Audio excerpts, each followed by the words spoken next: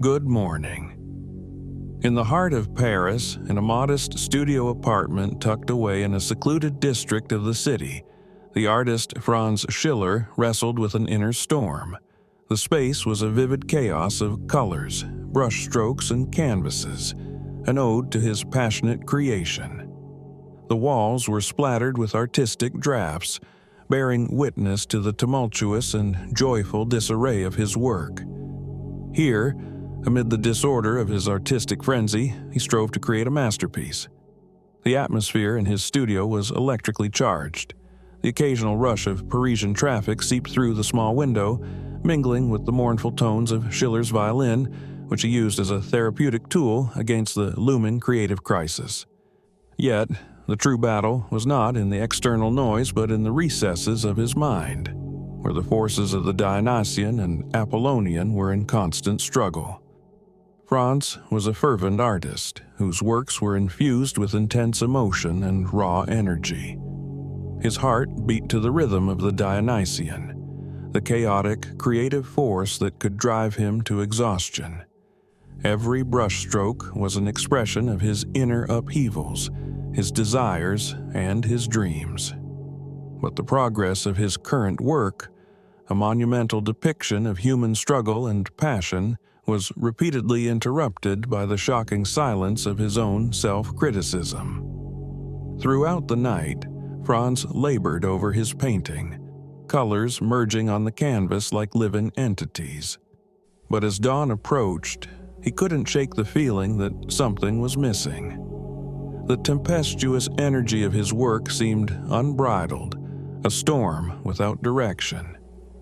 This was where the order of the Apollonian came into play, the calm, disciplined approach that would help him structure his work and transform the creative turmoil into a harmonious whole. He moved to a table where a collection of sketches and notes lay. The sketches depicted geometric patterns, precise arrangements, and serene compositions, all aimed at balancing his creative freedom. Franz knew that this structure could temper his chaotic passion, but the thought of constraining his raw creative freedom made him deeply uneasy.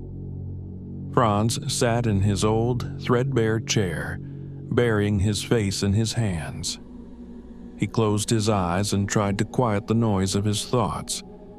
It was in this moment of silence that he gained a clear realization. True art required a balance between chaos and order, between the Dionysian and the Apollonian. He had to learn to merge these two forces to complete his masterpiece.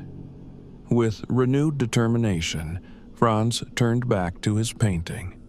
He began to structure the chaotic elements of his work deliberately, without losing the passion and intensity. Each brushstroke was carefully considered, each color application deliberate. The structure of the Apollonian provided direction and purpose to the Dionysian energy.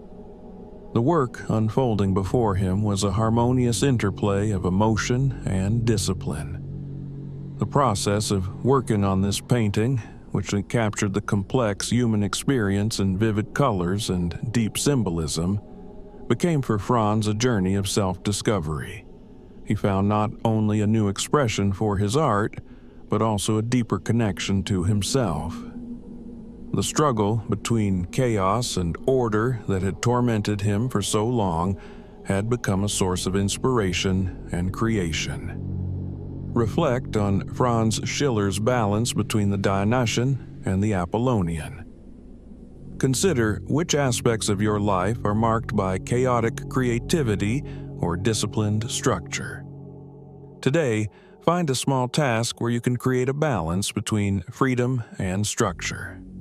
For example, plan a creative activity, whether it be writing, painting, or making music, and apply a clear structure to guide your creative freedom. How can this balance enhance your results?